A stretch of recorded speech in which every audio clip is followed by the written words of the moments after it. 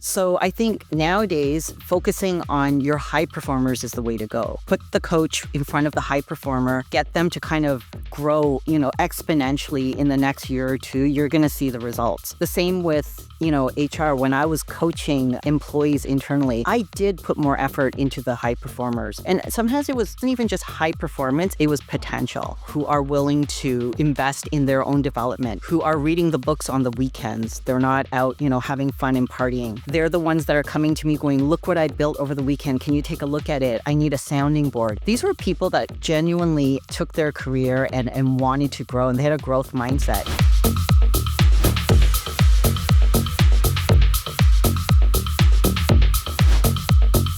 Welcome to the Startup CEO Show. I'm your host, Mark MacLeod. This episode is dedicated to the topic of people. If I had a pie chart of the topics that I discuss with my CEOs all the time, by far the biggest slice of the pie would be people. And every issue and opportunity in a company boils down to people at the end of the day. And so I'm pleased to have Christine Song on the show. She's a multi-time chief people officer. She's led HR inside established kind of incumbent companies and multiple times in technology startups. And one of the truly strategic HR leaders that I've met in my career. We unpack kind of everything, why CEOs can go all the way, why leaders fail, the importance of culture, communication, having systems, changing how you operate, being realistic about how hard your culture is, don't sugarcoat it and then surprise people after you hire. So much more topics. She's building a new thing called 5 to 9 Society. It's an invite-only network for elite operators and founders, and it's actually launching this week. So yeah, check this episode out. I really hope you enjoy it. Christine, welcome to the Startup CEO Show. It's a true pleasure to have you here. How are you doing today? I'm doing great. Thanks for having me, Mark. Yeah, my pleasure. You, like me, have been sitting at the right hand of CEOs for a long time. And when I talk with my CEOs, they say a few things. One, it's like, this company would be great except for the people. Business would be easy except for people.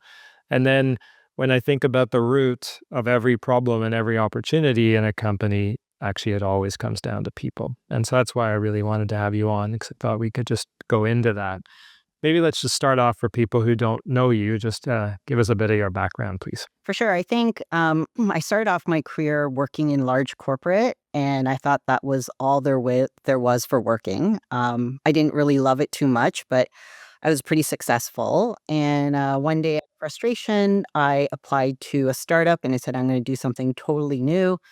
Didn't really understand what the startup world was like, but I needed a change. And so for the past 10 years, I've been working in tech startups of different sizes and maturity. And my most recent role was chief people officer at Nix, and was there for 2.5 years. It wasn't tech, but they had the same scaling problems that tech startups had. And it was a great experience working with Joanna Griffiths. Yeah, she's a very special CEO. We've had her on this podcast. I mean, the size of the company that she built as a solo co-founder or solo founder, fundraising shortly before giving birth to twins, dealing with COVID, honestly, just so much respect. So I've noticed this trend, when I first entered the startup world, HR was not remotely strategic. HR, for my first 3 or 4 CFO roles, HR reported to me, not to the CEO. And then this was considered to just be like this back office, hey, we need some policies, blah, blah, blah. We need to write up this offer. It was not strategic at all. Whereas now some of the best CEOs recognize, well, everything actually does boil down to people. And so HR is truly strategic. But I would say many CEOs don't have a strategic HR function in their company. So I'm curious, hey, what are your thoughts on that? Do you agree? And how do we make HR more strategic inside startups? I think HR took a major shift after COVID. I think when COVID happened, I remember a lot of CEOs reached out and said, oh my gosh, I don't know how to manage this. We've got to go fully remote. We've never done this before. And everything kind of shifted. And I think people started realizing, sheesh, you can't run a business without HR. They're not just there to order pizza and, plan birthday parties. It's actually a strategic role. I've had a lot of HR people reach out to me, and I think the one thing that they always ask is, how do you get a seat at the table? And I always say, if you want that seat, you've got to earn it. You can't just say, hey, I'm the head of HR, so I'm going to sit here with the CFO and the head of sales. It doesn't work that way. It's how you operate. And I think a lot of HR leaders mistakenly go into roles. They've got their templates, they've got their processes, and they just apply it to every organization that they go into.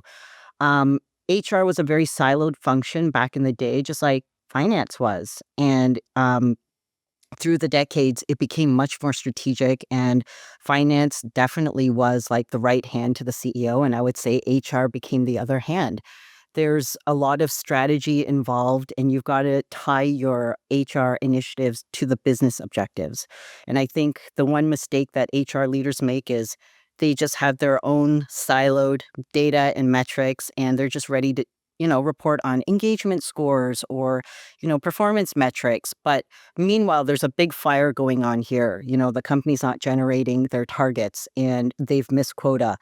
Are we even going to make payroll? But HR is in a totally different world talking about their own metrics. And I think that's where you're not going to be invited to the table because the rest of the business is managing the business. You've got to figure out a way to support the business as well. And some of the things that I think about is like HR can be strategic by thinking about, are we hiring the right profiles to meet our quota attainment? Do we have the right leadership team for the next capital raise that we're going to be doing? What needs to change so that we can scale the company faster and increase velocity? Those are kind of the things that the rest of the business would be interested in. And so I would say tie your HR initiatives to the business outcomes. I like this line of having a seat at the table. Would you say to have a seat at the table, you need to be business first, function second? Like you need to understand the business first? Is that just a prerequisite for anybody who's at the table? Yeah. I think every person who's at the table has to think about the business first. And, from an HR perspective, I think about how can I support the business and each of their leaders so that HR becomes a partner. It's not just HR business partner because it sounds good. You truly have to partner with your leaders. And you've got to have honest conversations. You've got to be pretty forthright and direct. And it's not as fluffy as people think. You're not there to make people happy. You are running a business. You are making sure that the most expensive expense out there, it's payroll. It's the talent function. It's the people. And so it's a critical role, I think. And for me, I've challenged CEOs, I've challenged executive team members, I've challenged the board. I'm not afraid to do it because at the end of the day, I think when you think about what's the most important thing, what am I trying to accomplish? You're trying to do the right thing for the company. So I'm not in service to the CEO, I'm not in service to the board or my HR team. It's really in service to the company. I'm a big Godfather fan, like the movies. And not movie number 3, it should never have been made. But, this notion of a consigliere, like a trusted right hand, somebody that you go to with issues. Like I always tried to be that person, but I think the best people leaders are also that person. Like I think of Wendy from the show Billions, if you ever watched that. Yes. So did you play that role for your CEOs, and how did you become that person, if so? I think I became that person with the first startup experience that I had. I had worked at a company that I had never heard of. It was really small. I think we were like 35 people. And about 4 or 5 months after joining, we raised private equity money, few million, and everything accelerated really, really quickly. So I had to learn startup overnight. I had to manage bringing on an executive team. I had to report to the board for the first time. And I had a CEO, he was a founder CEO that just didn't have good emotional regulation. And he used to call it passion, but we called it other things. And it was really, really hard. And what I realized was a lot of the executive team members were really afraid of him. They were intimidated by him. He was a big guy physically too. He was like 6'2", and he bellowed a lot. He when he got upset. And what I realized was, gosh, there's so many mistakes he's making, and if I don't say something and I don't speak up, this company's just gonna go down the drain anyway. What was the point then? Our equity means nothing, the company's gonna fizzle, the board's gonna be disappointed. I may as well just speak up and make all the changes that need to be made, and worst comes to worst, you get fired.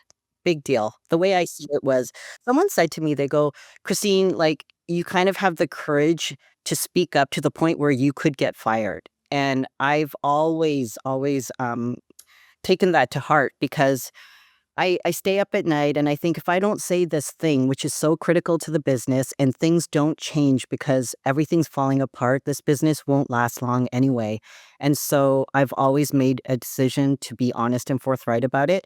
And that's provided me with a lot of success in my career, but also like a lot of stress and heartache for myself because sometimes you go to bed at night and you think, man, am I the only leader at the table speaking the truth and everyone's hiding behind me and I've got to be the one that's got to speak up? It's created a lot of stress for me over the years. And there are some things now that, I can kind of sense that I'm not going to tolerate. And so I pick and choose leaders that I want to work with carefully and the kinds of environments that I want to put myself in because it's got to be worth it. I'm going to give it 110%. I love it. It makes me think of that old fable, the emperor has no clothes, right? Like somebody actually has to tell the emperor that they're naked. Yeah. And, in some ways, like that's the role of a coach, is to shine a mirror and be like, hey, dude, this is what I'm seeing. So kudos to you to having the courage to do that. I'm curious, would you do that in one-on-one settings or like literally in a leadership team meeting, you'd call things out? You know what? I will speak the truth in leadership meetings and I encourage others to do it as well. And I didn't do it in an emotional way. It was very civil and just direct and honest.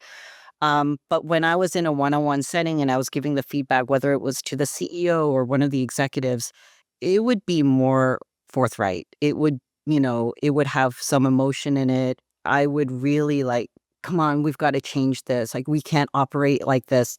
There were a lot of long nights on the phone. I'm up till 12, 1 a.m. talking about something really critical. And sometimes you're having drinks while you're on these calls because it's so intense.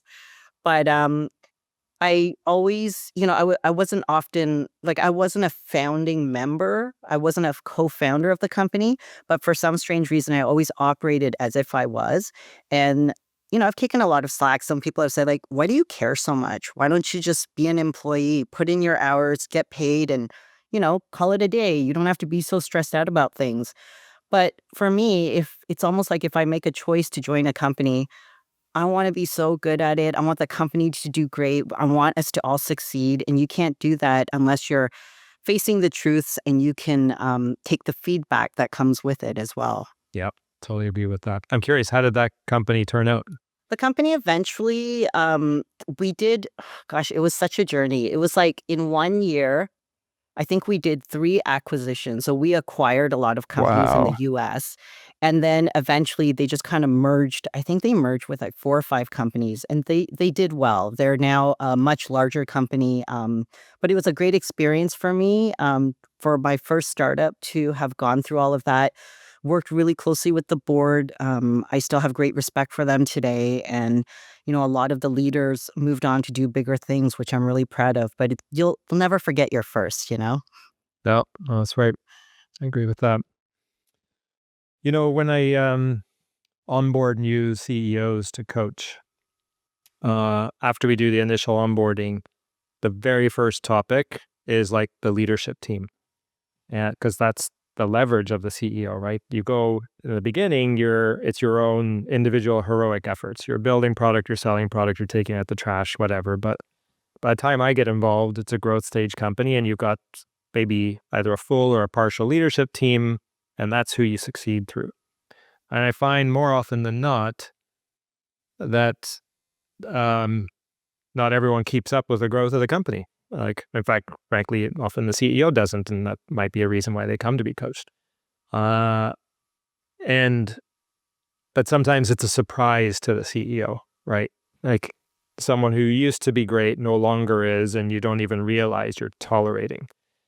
Like, why do you think that is? That that some people just can't keep up? Is there obviously people have different degrees of intelligence, different backgrounds, and you had way more experience your second go around than your first. But anyway, just riff on that observation to the extent that you agree with it. Yeah, And I if agree not, with if it. you don't agree with it, then rip it up. Floor is yours. I do agree with it. I think that, we've always had that saying, like, the people that start the company with you aren't going to be the people that are going to stay with you in Series C or D. And there is some truth to that. Not 100%, but there is some truth. I've seen that some people operate much better at early stage. They're more of the generalist. They can put on 3 or 4 different hats. They love learning something new, and they're not really focused on process and scalability. It's just whatever you need them to do, they're going to go out there and do it. And it's a beautiful thing because not a lot of people can do that. Um, but I think about when a company needs to scale and it needs to grow, you've got to set up the processes. And I'm not saying set up bureaucracy for the sake of it. It's really creating scalability. Like, I think of chaos in a company starts in HR because there's a lot of things happening and there's no processes or rules that are in place yet. If you don't set up the systems and kind of operate like you're in product, you're going to operate as if you're at IT help desk and you're just going to pick up the phone and help people put out fires every day and you're available 24/7. That is not scalable. If you want to operate like that, you better have a team of 100 HR leaders. But the reality is, you've got to set up processes, you've got to have the rigor to do it, and some people do it much better than others. I've been at early stage companies where I was the one sole HR person. I've got to set up everything. Nothing exists in HR. And then I got to build out a team. And I've also been that person that could have a team of 20 people and it's running smoothly like a machine. So I'm not saying I'm perfect, but I've kind of gone through these stages. And there are some stages I enjoy more than others, just preference wise. But I think a lot of people kind of struggle when they get to a certain stage and they also come to a realization that they're not happy either. So, being on the HR side, I've done exit interviews. I've had to let people go because, you try and try to get that person to scale into their role and it gets to a point where they've hit their ceiling. And when I talk to them at the exit interview, they just say, "You know what? In hindsight, I look back and I think, my happiest times at this company were in the early years. I really liked it when we were 30 people and a dog in a small room and it was just divide and conquer. And I want to go look for something like that again." And that's a beautiful thing that you can recognize that. But there's also a lot of people that come from corporate, formal structures, banking world, and they want to come into a startup because they think it's fun and sexy and they read so many stories about exits. But they come in and they say, "Oh my God, it's so dysfunctional and there's no processes and everyone's just running around like hair on fire," and they can't handle it. And you'll have a CEO going, "We never should have hired someone from corporate. They can't handle this kind of environment. They've never seen growth like this before." There is an environment for some people and a non-environment for others. But most importantly, if you do want to continue progressing, you've got to grow at the rate of the company. If the company is growing 30% per year, you can't just sit back and be busy for the sake of being busy. You do have to work on yourself. Read a few books, go get a coach, watch some videos, talk to your peers, create a network. For all the scaling that you could do, just being a good leader, I think some people are really good at it and they'll teach themselves. And other leaders will go to their manager and say, "What are you going to do to develop me? Like, it's your responsibility as my manager." It is not your manager's responsibility. Like, they can support you, but you've got to manage your own career. Yeah, I don't. I'm old and crusty now, but I wouldn't have reacted very well to somebody coming and telling me it was my responsibility to grow them. I'd be like, "No, no, you're actually here to give me leverage. I'm here to support you in a purely self-interested manner so that you can give me leverage." So no, you have it entirely backwards. Um, I'll probably might circle back to this question about the leadership team and how they keep up, but you made me think about Shopify. And you just talk about, you didn't use this words, but like um, Shopify had an HR department, but they also had a talent acceleration department, which was a separate in-house coaching team. And Shopify is obviously an exceptional company, certainly the biggest tech company in Canada. And the only company I can think of in recent memory where all three active co-founders were crushing it in C-level roles at the time that they went public. And it's not just because they're smart. Toby is obviously ridiculously smart, but it's because they invested in, and there's a huge luck and timing, right? Like the single biggest thing you can do to grow yourself as a leader is to unlock revenue growth and then hang on for dear life. And their business was growing. But Toby got a coach early on, and at one point he had two coaches, and then they brought one coach in-house, and he was coaching all the founders, and then they built a coaching function. And so it's maybe not the manager's job to grow you, but that coaching department did play a big role in growing the talent, right? Because by definition, no one in Canada had seen the scale that they had, and so they had to grow their people. So what do you think of that as a concept? Is that something that, growth stage kind of scale up companies should be thinking of, not just HR, but talent acceleration?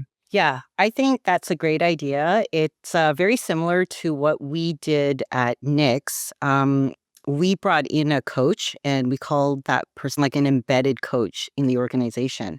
The reason why we felt that was better than just giving someone a stipend and they go out there and find their own coach was that when the coach was embedded in the organization, they knew the pace of how we worked. They knew what problems we were going through. They knew the leaders that they were working with, and they were familiar with the environment. So it wasn't just someone telling their coach, "Oh, I have a horrible manager, but I'm like a superstar," and the coach doesn't really see what's going on. That this embedded coach knew all the players. What made it challenging was we had to figure out, how do you have one coach for, let's say our head office was like 200 people, one coach for 200 people. You can't help everybody. And, you can't just take a ticket and every time someone wants a spot coaching session, you're available. So we thought, let's reserve this mostly for our director level and above. They're the ones that are managing the teams. They face most of the people problems and they need a toolkit. They need someone to go to. They need to kind of develop themselves so that they could manage larger groups. And it was probably the best idea that we came up with. I know that the service that we use, they were sending out embedded coaches to different organizations, and it was like a matchmaking system. So that was a great opportunity to invest in our employees and promote their leadership. It wasn't perfect by any means because we faced scaling issues. We faced issues where the confidentiality with the embedded coach kind of clashed sometimes with HR because I was something going was. to ask, is it a safe environment? Can I truly confide in you? Or are you going to go, hey, you know what, Joe here, he's losing the plot. You need to get rid of him. Well, what the coach did was she was pretty honest with, her clientele, as you can call them. And what she said was, look, what we talk about is sacred. Like, I'm not going to share that. But there are some themes that I'm going to share with your manager because if I share the themes that are happening in the organization, it's going to help you. And so everyone understood what that meant. And there were some like 360 reviews that we would do. The coach would manage that, and obviously the manager and HR would get the results. So there were some things that we shared together, but for most part, the conversations that occurred, if someone went to the coach and said, look, I'm intimidated by the CEO and I don't know how to manage conversations with her, the coach would coach them and it wouldn't be shared with the HR team and obviously not with the CEO. So you're a fan of the notion of internal coaching in some fashion. Yeah, I think coaching is much more, you'll get better results than a leadership development program that you launch out. The leadership programs are so vague and it doesn't really support individual learning. I think AI could probably do better. But obviously, the luxury product is having a coach that understands you and can work with you and you could build trust with them. It's just difficult to get a coach for every single person. So we tried to have coaching sessions. We would have like directors come into workshops and have coaching sessions. Maybe we're talking about like direct feedback. How do we do that? And we may launch it just before a performance review session occurs. But there was also the one-on-one coaching, which was valuable. It was just with one person, it was difficult to find the time. But they did trust her. And there were times where employees would come to HR and want to be coached by them. It just it depended like the kind of relationship you had with HR or with the coach. And individuals are picky sometimes. Yep, that is true. I wonder, like, venture capital comes up as an analogy. Let's say I've got a portfolio, right? Like, theoretically, if I'm focused on maximizing returns, I should put all of my effort into the high potential and ignore the underperformers. Would you take a similar approach, not in the coaching as a service, hey, let's learn how to give feedback. That's probably available to everyone, but like, would you invest more in like your high potential leaders and less in your underperforming leaders? Is that a thing? Yeah, 100%. When I think about in the olden days, HR was kind of responsible for performance management and discipline management, that horrible word. And HR spent a lot of time working with the underperformers. And quite honestly, a lot of these underperformers never made it. They were eventually, moved out of the company or they chose to move on. Um, so I think nowadays, focusing on your high performers is the way to go. Put the coach in front of the high performer, get them to kind of grow, exponentially in the next year or two, you're going to see the results. The same with, HR. When I was coaching employees internally, I did put more effort into the high performers. And sometimes it wasn't even just high performance, it was potential. It was like the people who are willing to, invest in their own development, who are reading the books on the weekends. They're not out, having fun and partying. They're the ones that are coming to me going, "Look what I built over the weekend. Can you take a look at it? I need a sounding board." These were people that genuinely took their career and wanted to grow and they had a growth mindset. Those are the ones that obviously I spent the most time with. And it just seems really unfair when you think about it, but it's not unfair because they were the ones that cared the most. And it kind of goes back to coaching. I've heard about a lot of coaches who kind of vet their clientele and they'll have a conversation with them and they'll decide, do I want to work with this person or not? And when I ask coaches, why do you do that? They said, because not everybody's coachable. There are some people that will just go through coaching because their manager or their board told them to, but they're just going through a process. They're not genuinely invested in, taking in the feedback, hearing the hard truths, feeling those paper cuts slide into your soul. Like you've got to really feel the pain to be able to work on yourself, and not everybody is genuinely ready for that. 100%. I can tell you, I do that. It's a two-way street. I'm sure the CEOs also want to know, hey, do I want to work with Mark? But like for me, the number one thing I look for is self-awareness, because that's the thing that's going to enable you to see the signals all the time and grow faster than your business. If you think your shit doesn't stink, you're going to miss the signals, right? So, and then also I call it the Tokyo test. Would I be happy or unhappy sitting next to this person on a plane going to Tokyo for 14 hours, right? So like, it's just like life's too short. I want to be with people that I like. But the number one thing is self-awareness. That's by far. Yeah. And not everyone has it. I think there's a lot of people that genuinely think they have it. They do not. Like that first CEO that I talked to you about, the founder, when we talked about self-awareness, he would always go, "Oh, I know there's so many people that don't have self-awareness." And I would look at him like, "Yeah, you would be one of them." Yeah, that's right. He had no idea. Right. Well, there's so much hype in startup world, right? Yeah. And there's a risk that you could end up believing your own hype.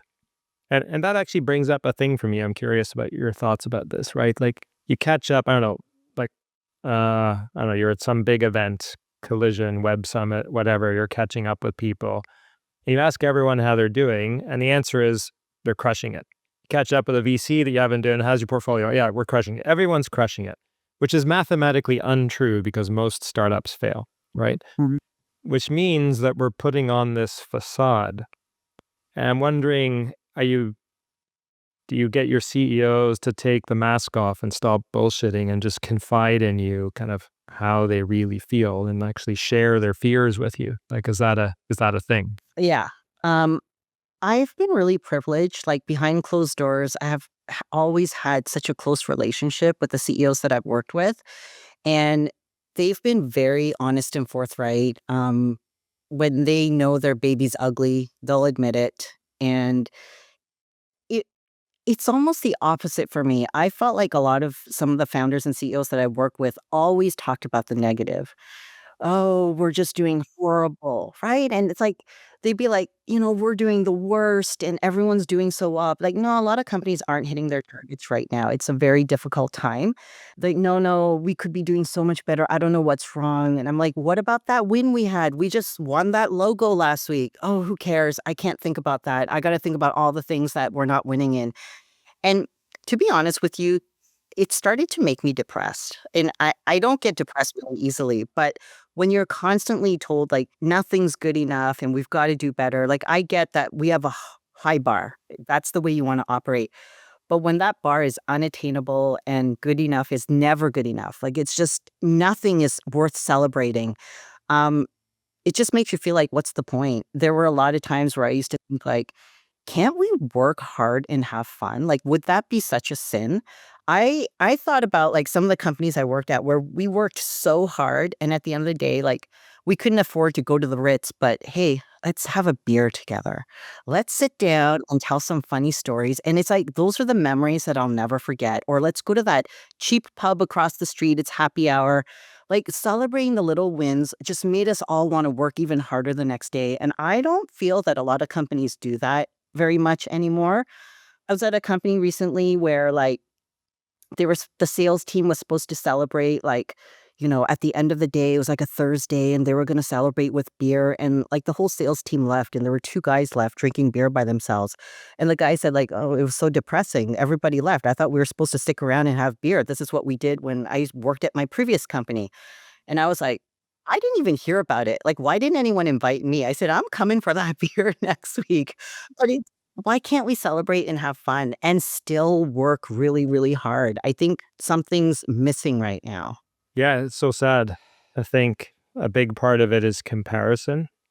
You're comparing the 100% you know about your company to the 5% you know about your competitor, Yeah. which is that's never going to turn out well, right? And then this hustle porn thing, like we just need to keep grinding. I don't know, it just leads to burnout, right? Like I tell my CEOs all the time, A, having sold a lot of companies, the number one reason why founders want to sell is they burn out.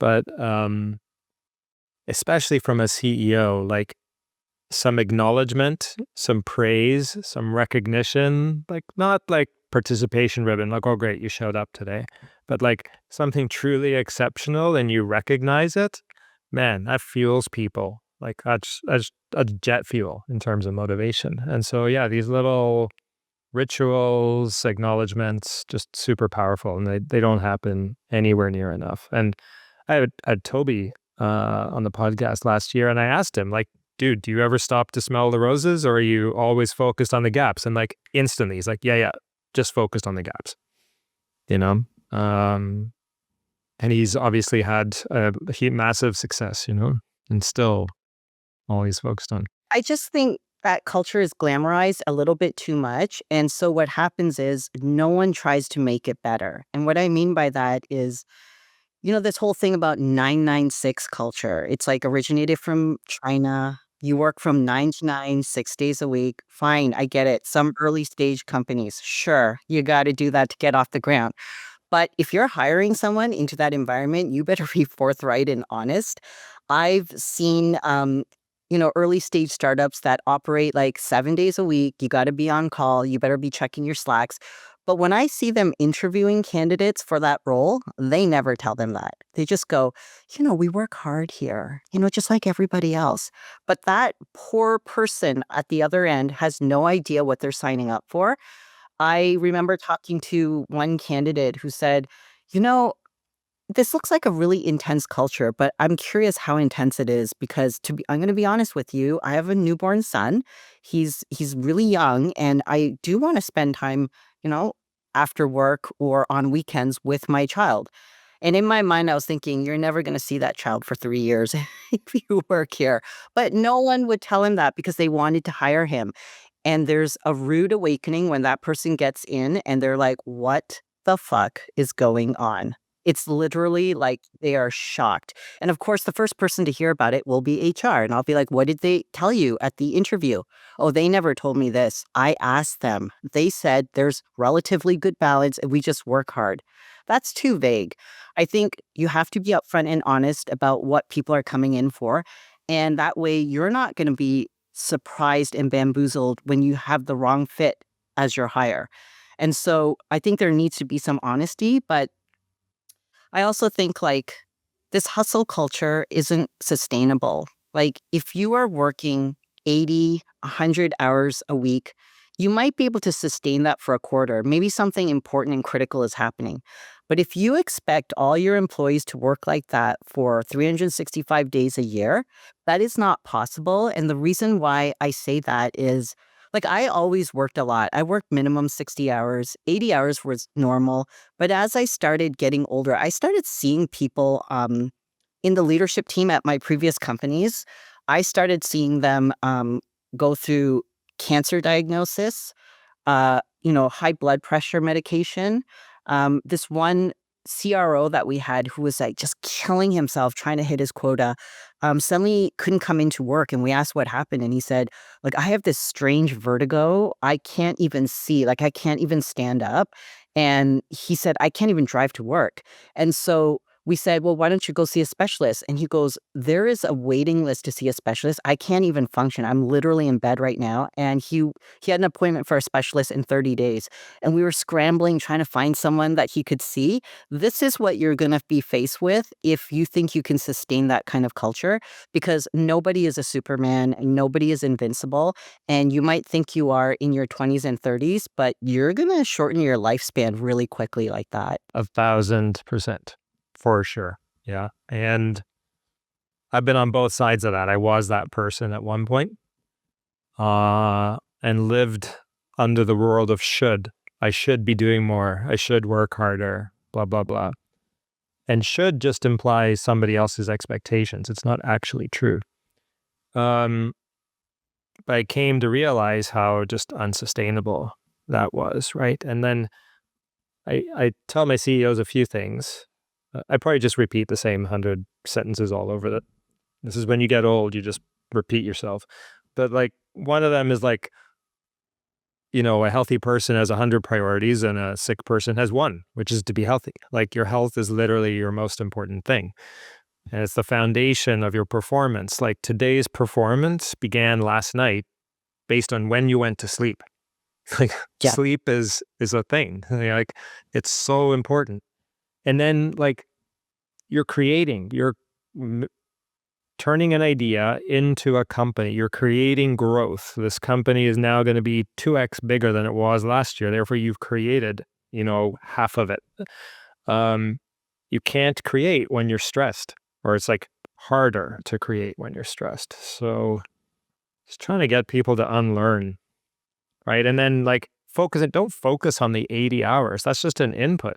Like so Yeah. many hours are wasted. So many people are checked out.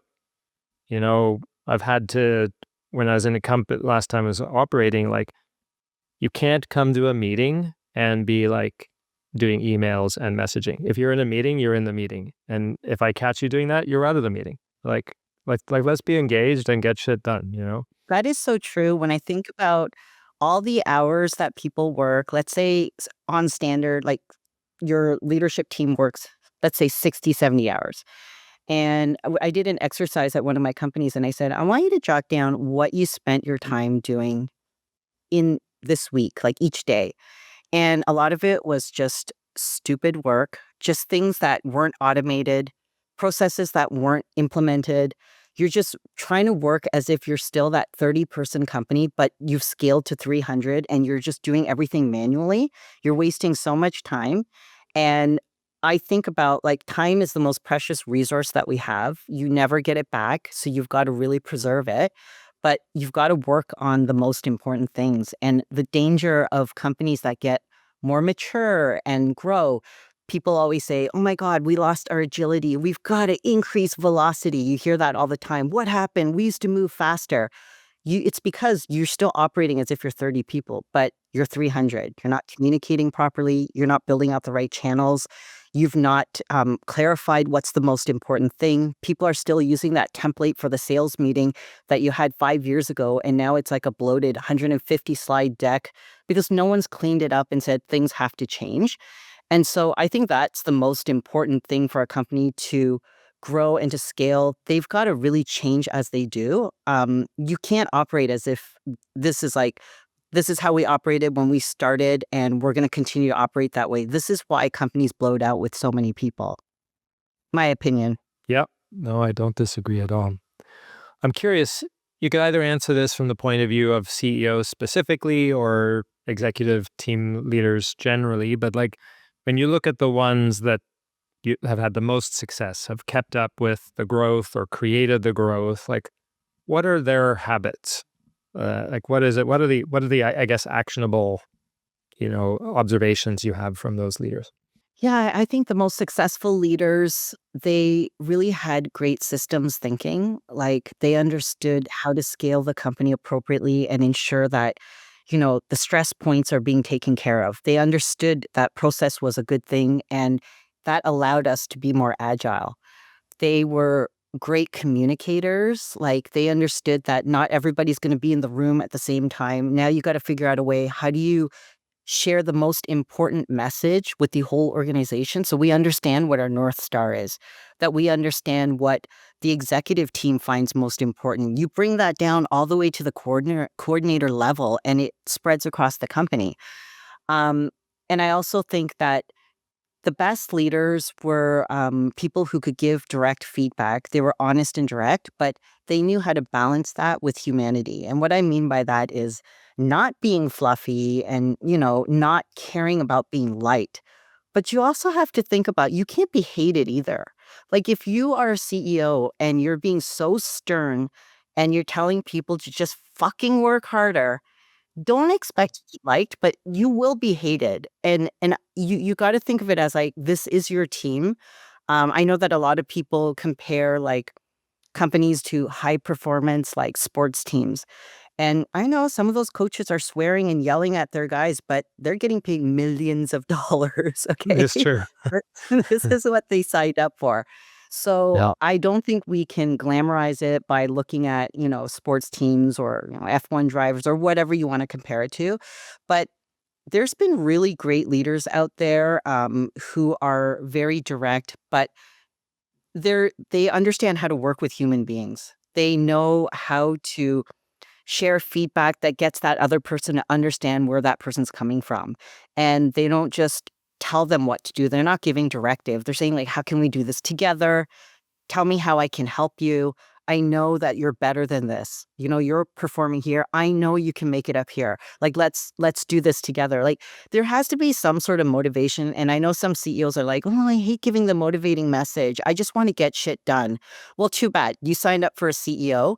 Everybody's looking at you. Everyone's listening to what you say. You are the leader of the all hands meeting. You better share some motivating messages. And it's the same thing with HR. There are some things I don't love doing. Do I like being the problem fixer? No, I don't. But sometimes those are the things that I have to do, and you have to do it really well. And so I guess some of those leaders that were really great at doing that just had more experience in life. I think that there was a maturity there that you couldn't just be technically smart. You also had to go through life. You had to work with a lot of different people. You had to interact with different personalities. You had to build lots of teams. And when you get to that point and you kind of look back, like you talk great. You can talk to anybody and resonate with them. People will listen to what you have to say. You kind of command the room. You do have that gravitas and you don't have to try that hard. And I've always found that really fascinating. So many good points there. The systems one. I'm curious on the systems one. Like you began your career working for Galen Weston, one of Canada's most successful entrepreneurs, built a pretty big company. And we often in startup land like to poo-poo the big corporates, but I'm wondering, is there anything you took from that? Because you can't run a company that big without systems. Or is there goodness from corporate that at a certain stage, more innovative companies should be embracing? I think that a lot of people kind of criticize corporations, but there are some things that they got right. And when I think about what were those things, they were very good at communicating things. Like they were very direct and clear. There were some things that they said they weren't going to tolerate. So you couldn't like kids pushing their parents. You knew you could never get away with it. And they drew a line about things that were like they would not tolerate. So if you did cross that line, you were removed from the company and you weren't surprised because you were told that's what was going to happen. Having worked in startups and some of them being very dysfunctional, there was a lot of tolerance for bad behaviors, a lot of dysfunctions, a lot of things that shouldn't have been tolerated that wasted a lot of time, a lot of people leaders' times, a lot of HR people's time. Like just things that, I mean, are borderline illegal. And I'm just like, why are we tolerating this? Why? Because we got some OG who's been with the company for 5 years. Who cares? This person is going to bring this company down. And once you have bad PR and it gets out there, you can never erase that. The internet lives forever. And so corporations really understood that well, and people understood. Going back to Galen Weston, he was probably like the first kind of like founder that I worked with. And there was something very genuine about him. He was so powerful. And when he came into the room, like you couldn't miss him. The guy was like 6'6". He was so tall and lanky. And he would wear his gorgeous tailored, Tom Ford suits. And you Would couldn't have miss to him. He be had tailored at that height. That's not off the rack. tailored with his silver hair and his perfect posture. But he operated the company as if it was still like his own, that it wasn't a publicly traded company. Every weekend, he would go visit the supermarkets and he would go to every stand. He would go to like the fruit stand. He would go to the butcher. He would talk to every single person and he would pick a different store each time. And I was fascinated that he would spend his weekends doing that, but he loved it. And if he walked into your supermarket, everyone would gush, "Oh my God, Galen Weston Sr. is here." He also did the same thing when he was going to open the Loblaw location at Bathurst and Lakeshore. It was going to be like 2 floors, and he had never opened a Loblaw store that was 2 floors. And there were all these, agencies that drafted up, like, this is what it should look like, and it's state of the art, and he didn't like it. So he would tour around the US and go visit all these other kind of concept stores that had 2 floors. So he would go see like a Home Depot that had 2 floors, or he would go to like a supermarket in the UK, and he would really look to see what can I incorporate? What do I want Loblaw to look like? And we were delayed like almost a year opening that store because he wanted it to be perfect. And this is like, a founder that cares. This is like someone who truly treats the business as if it were his own. And I learned a lot from him. He would start his Monday executive meetings flying in bagels from his Philadelphia plant, and the executives had to sit there and eat the bagels every morning to make sure that they were high quality. But it's like, when you really care about your business, you will operate as if you're always a founder, and I really appreciated that. So I did learn a lot from corporate. I learned that processes are important, and how you communicate is important, and I think there's some lessons that startups can learn from that. I love it. You've highlighted both in this answer and in previous answers a really important thing, which is communication. And I tell my CEOs all the time, basically, the bigger your company gets, the more your job is actually just a communications job.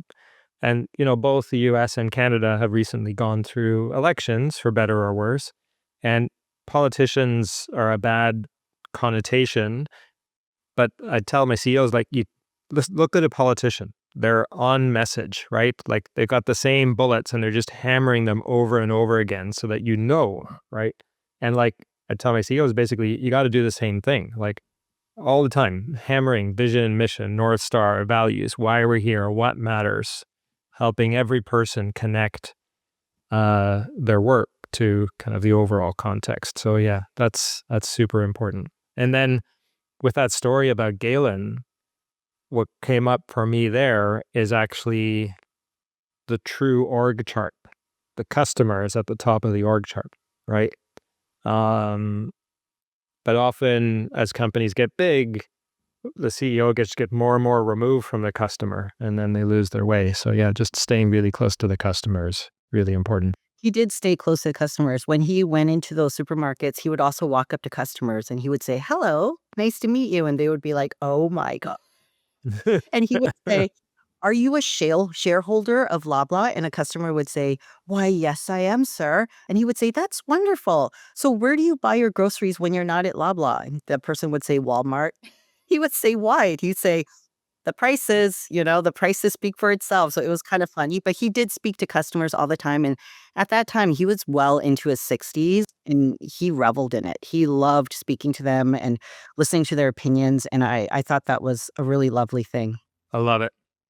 I do want to hear about your new thing. I want you to be able to tell folks about your new thing, but I want one more question before we go there, which is just around, I guess, this balancing act with like how comfortable people are, like individual contributors are in an organization, and like, is that good or not? Like, I have very mixed feelings about ENPS as an example. Like, I think Mhm. back to when I was operating, and I think my third CFO gig, I called it boot camp, is 18 months of torture where the CEO who would send these martini fueled flame mails at 2 in the morning telling me everything that I was doing wrong. But he he toughened me up, and like I grew to this other level. We sold a company for a 10x return. At the end, when we were exiting, there was the buyer with the buy side investment bank, and it was just me and him, no investment bank, and we beat them up and got like a crazy deal. Love it. So when I was in the moment, it was torture. I was stressed. I had a 1 year old and a newborn, and I barely saw the newborn. But when I look back, I was like, wow, that was an amazing experience. So maybe that's extreme, but yeah, like, what are your thoughts on how hard we push people? And do we want to, have them be fat and happy, or do we actually want to push them out of their comfort zone? So I would say it depends on the company that you want to build. And the reason why it depends is I've talked to founders who genuinely want their employees to be happy. And it doesn't matter if they're not performing. It doesn't matter if they can't give the real feedback because employees there have never received feedback and they can't handle it. They don't want to see bad Glassdoor reviews. If that's what you choose, then you can't complain. You've actually done a disservice to your employees because they will never grow beyond that. They're going to have to go through a rude awakening. I don't typically choose companies like that. I can't work in a company like that. For me, I really want to work in a place where people are challenged. And I don't mean like push them to the brink, but really challenged because if we can operate here in a normal pace, most people can go up from that. And that's where I want to be. I love seeing people who said, I look back now 1 year ago, the way I operate and how I am today, I've learned so much. I think about myself when I first joined startup and suddenly had to pick up the pace because corporations were much different. And I was like, wow, this is great. I always thought like everyone else was in slow motion and I was in fast. And I was like, I finally found my place. But working directly with the CEOs and founders, it was harsh. They weren't very kind. They just said it like it was. And yeah, they gave me feedback right in front of the executive team, in front of 8 other guys. And, you either cry in your pillow at night or you pick yourself up and go, you know what? A lot of what he said was right. I could do better.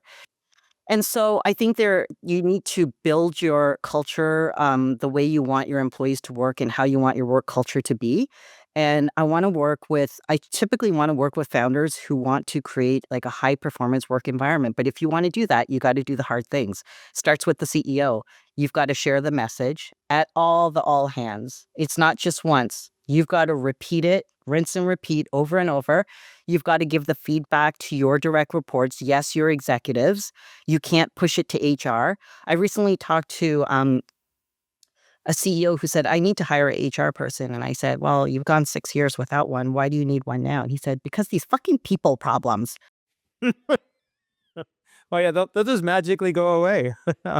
Yeah. I mean, I'm That's great. sorry, but if you have direct reports, you are also a HR manager. And you know Yeah, what? We're yeah. going to partner with this. But you've got to create the culture that you want your company to have, and it takes a lot of work and commitment. And there have been times where I've said to founders, look, if you really want me, Yeah. you want me to join, we have to be partners.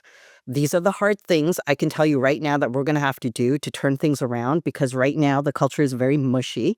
And I can tell that even your leadership team can't handle feedback.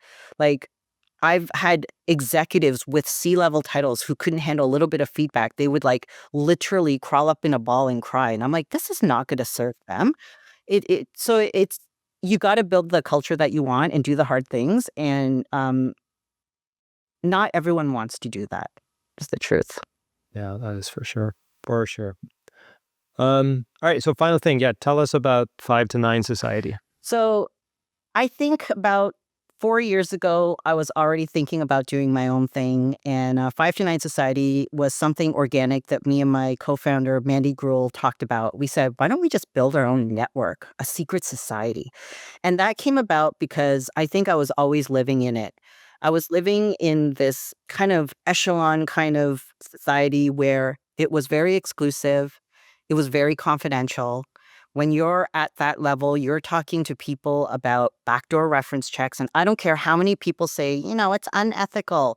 When you run your own business and you're hiring and you need the best of the best for some of these leadership roles, you are going to ask for backdoor references, because otherwise, why don't you just look at LinkedIn and look at recommendations and make your hire? Like, it doesn't make any sense. Um, you're trying to fill confidential roles because, there's a silent search going on and someone isn't going to make it 6 months down the road. And you're looking towards your network to find the right person. And I just thought, I've connected people with opportunities. I've asked for references and given them myself. And there's this network where people genuinely want to help each other. And I thought, I could formalize this. I could build it out, bring in the right people. And when I announced this on LinkedIn, about what I was building, in the first 30 days, 600 people signed up. And I thought, okay, there's interest there. And out of the 600, I sent out a survey, asked, could I get some feedback? And 300 completed the survey. And a lot of people were saying post-COVID, things have never really gotten back to connections and relationships and people. And they need a community where it's with the right people. It's very curated. Even if you're planning a dinner, it's only 12 people where you get to know everybody there and you can actually help someone who's working on a problem. And this is what I do in my spare time anyway. This is how I've always networked for the past 20 years. And I thought I could actually create a society and bring in the right people. And so that's the thing that we're launching, which officially goes live on June 26th. So if anyone's interested, DM me. But yeah, a lot of people have signed up. That's really cool. I love it. Sounds very needed. Yeah. Yeah, that's super cool. And now, so this is a third chapter for you, I guess. You had corporate, you were inside startups, and now this. Yeah, my life has been in thirds. And every chapter has been, an eye-opening experience. I've learned so much, met so many great people. I have no regrets. And I think everything happened very naturally for me. And so I'm excited about this new chapter and see what can happen, but, not forgetting the past either. And, everything that I went through brought me to where I am today. 100%. That's right. It was all for you, even the challenging bits. Yeah, especially the challenging bit. Yeah, exactly. This has been amazing, Christine. Thank you so much. I mean, if I had a pie chart of my coaching calls by topic, people is like by far the biggest slice of the pie. So there's way more we could have talked about, but I love this. Thank you so much for coming on. Thanks for having me, Mark. Pleasure. Hey, thanks for listening to the Startup CEO Show. If you'd like to connect with me, be sure to visit my website at markmacleod.me or follow me on LinkedIn at @themarkmacleod or Twitter at @markmacleod_. And if you want to tune in again next week, be sure to subscribe on YouTube, Spotify, Apple, or wherever you get your podcasts. We'll see you next time.